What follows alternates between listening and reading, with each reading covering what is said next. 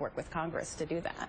What's your response to the Washington Post's editorial that said that the president's frustration with Congress, quote, doesn't grant the president license to tear up the Constitution? Well, it doesn't, and that's not what he's doing. I mean, whatever the steps that he's going to take, you'll see are well within his authority to do that, and we'll have all the legal justification to show that. But the Speaker asked us to wait for a year. He asked us to wait for 6 months to get Act to pass a bill. It's been a year, and waiting anymore is not a cost-free enterprise. There are millions of people that are here, that are working, that are willing to pay taxes, like some certainty in their life.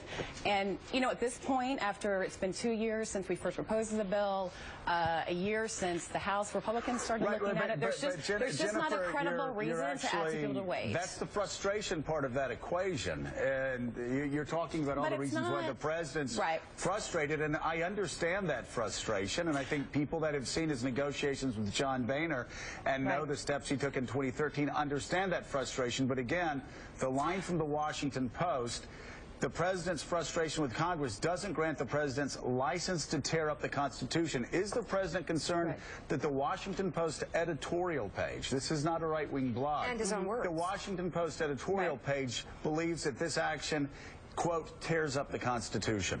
But it doesn't tear up the Constitution, and you will see, everyone will see that it doesn't. I'm asking if you all are concerned that even the Washington Post editorial page suggests that it does. We're not concerned about that. We'll explain what the president will announce what he's doing tonight, and we'll explain it, and people can look at the legal justification and make that determination. But this is not about the president's frustration with Congress. There are, like I said, there are millions of people that we could help right now begin to solve the problem. It's been 2 years. There's just not any credible reason to ask these people to continue to wait. And, Congress has free will. They can pick up the legislation or some other legislation and act whenever they like. The president wants to work them to do that.